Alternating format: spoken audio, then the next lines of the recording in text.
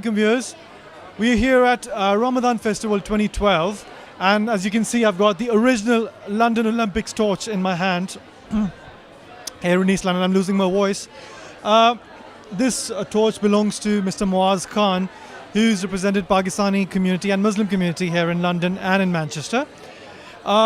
We are going to see and look into what Ramadan Festival London 2012 has to offer with regards to Muslim community and integration within the society. Let's go and check out and listen to some of the speakers tonight. Thank you.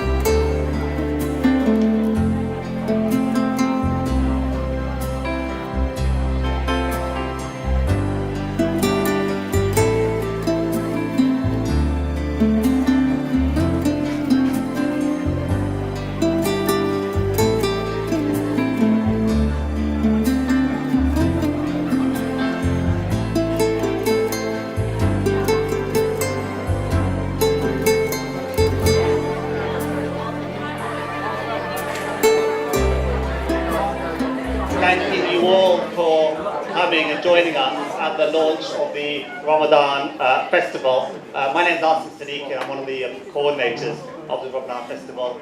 Look, we're all very excited about this project. It's not been done in the UK before, so I'd like to kind of thank you all for taking time out to be with us this evening. Many organisations and partners have come together to make this event happen, and you'll be hearing from some of them later this evening. Essentially, the idea behind holding this festival this year was the fact that Ramadan and the Olympics coincide, and London was very much going to be kind of the centre of a lot of attention and media focus, and we thought that what better way to kind of use this opportunity to kind of use all that attention and focus to kind of highlight some of the very good projects that take place within Muslim communities up and down the country. Bismillah ar-Rahman ar-Rahim. Can I greet you all with the Islamic greeting? Assalamu alaikum. Peace be with you all. And may you all have a very peaceful Ramadan ahead of us. There's always a confusion as to when Ramadan starts, a couple of days. And this time I think there's an outright chance of starting tomorrow evening, but I did not know that today is also possible. That's the way it feels. Looking at this wonderful array of people gathering here to launch Ramadan Festival, I think that really gives me great pleasure. And I just thank Julie for all the effort she has made and giving me this opportunity to be here and giving MCB the opportunity to be a partner in this wonderful project. My name is Ahmed Julie Sad. I'm from Amsterdam. I was born and raised in Morocco.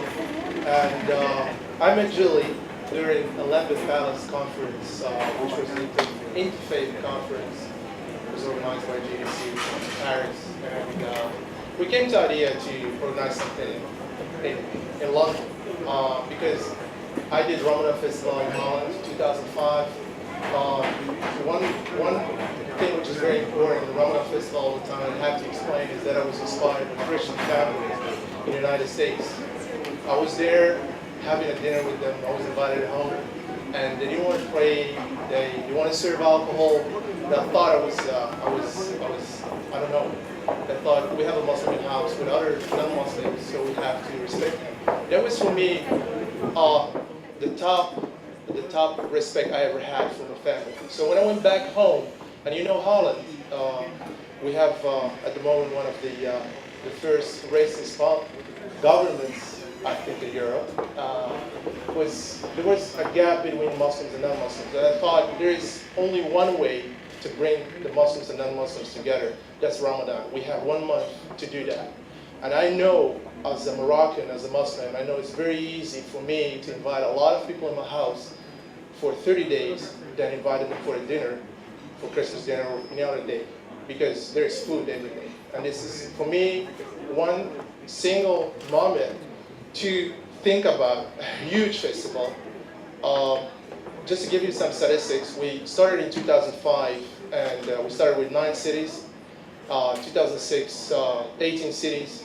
2007, 42 cities. And then 7 cities in Belgium and Lausanne. And 2008, we did Norway. And believe me, I don't like iftars anymore. I've seen so many iftars in my life. Every day in Amsterdam, for example, we opened the doors, we did blind dating, Muslim families, they don't know even the non-Muslims, and we brought them together, and they're having food with each other. Good evening, bonsoir, whatever languages that you might speak or know. As she mentioned, I am actually from the United States. I became Muslim in 1995, and I was really moved, obviously, toward Islam prior and even after. I was asked to give some kind of some anecdotes and some kind of examples of the things that we see in the U.S., but I kind of wanted to go against that slightly because I think what might be more beneficial, perhaps, is not so much the experiences that we've had in the U.S., but the reasons why we've had these experiences in the U.S. Okay, thank you so much for sharing your words of wisdom and experience, and I'm sure we'll take those messages away. We couldn't possibly be in the few miles of the Olympic Stadium without mentioning the Olympics. And we also couldn't possibly be in an event like this without having one of these. Actually, it's the first time I've touched it, so I'm quite excited. So what I'd like to do is actually introduce a real-life torchbearer. Actually, we have 2, but I'll tell you about that in a minute. So I'd just like to introduce to you Muaz Khan, a friend of mine from Manchester.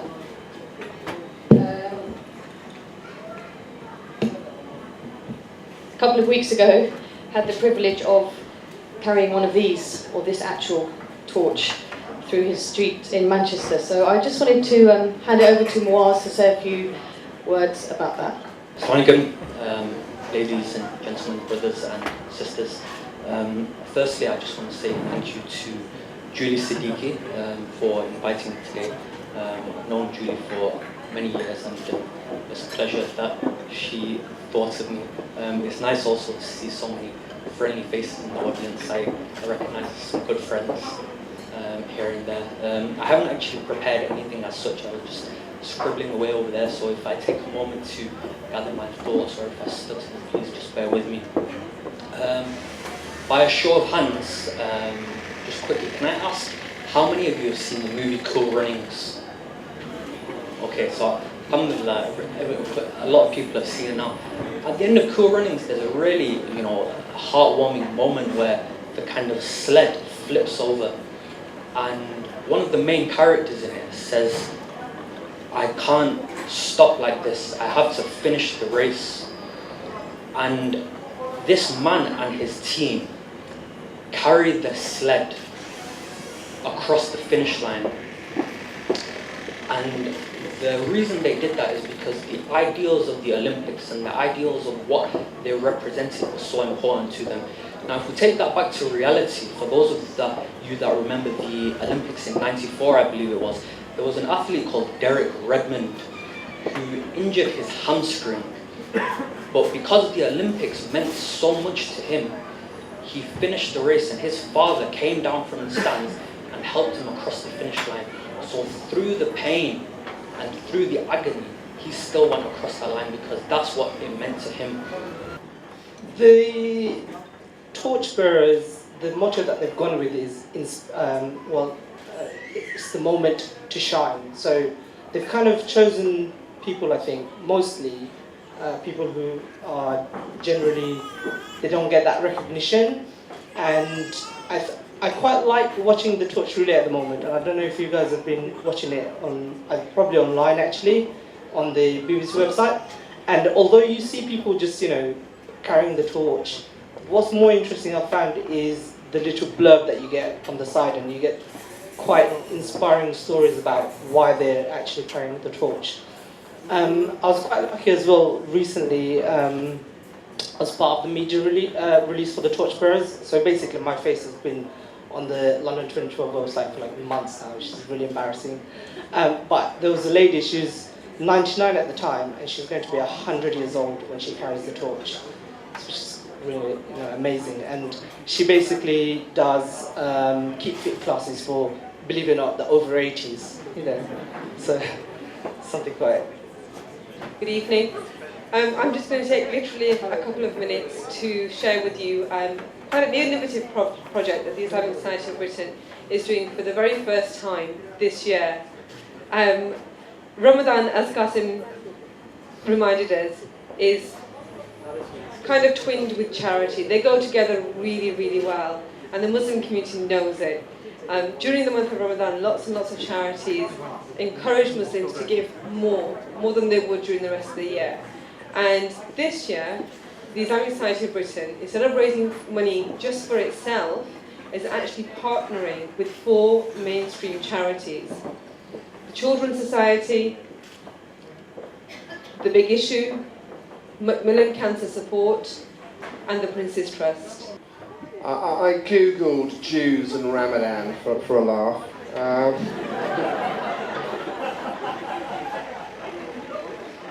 I thought it would be good. I have one friend who's from an Iranian background, and he was the only Jew to be brought up in Sichuan province in China.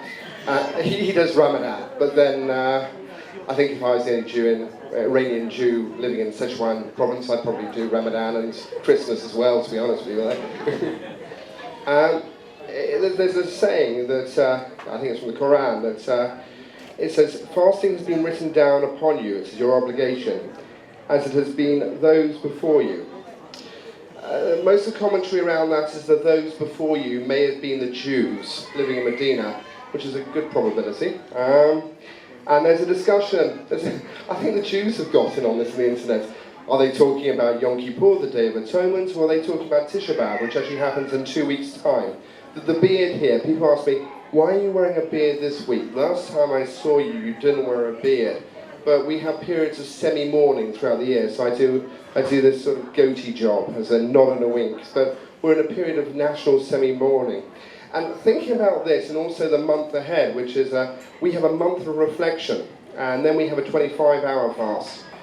You guys, you fast every day, but we just blow a horn for a month, so that's good. But you can see the similarities. It's about getting close to God. Thank you very much. I hope your supper's good, and congratulations on the Ramadan Festival. Thank you.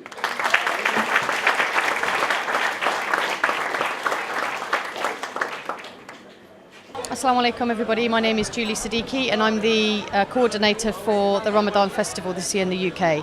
So it's been a really exciting evening already with various speakers and people coming to support this initiative. And this is really the launch of what I hope to be a whole month of so many different activities, encouraging Muslims in the UK to open up Ramadan, to make it much more accessible to people who maybe aren't Muslim. We're also encouraging Muslims to come together and feed the homeless and to work with people who are disadvantaged in some way in our society. And I think it's just really important that we get Muslims into the habit of giving a lot more of themselves and of their time. Assalamu alaikum, my name is Mu'adh Khan, I'm from Manchester and I carried this Olympic torch on the 24th of June 2012. We're here today at the Ramadan Festival launch in London. It's a very good project organised by the Islamic Society of Britain to bring together the Olympics and the spirit of Ramadan. Many projects going on, many people involved, and really it's just to show the great spirit of Ramadan. You know, we have these Olympic ideals, respect, friendship and excellence. And those ideals are very central to Islam. You know, ideals of Izzah, ideals of Suhbah, and ideals of Ascent. They talk to the very heart of Islam. And this Ramadan festival is an opportunity to highlight those ideals and really showcase Islam, the beautiful Islam that we all know and love.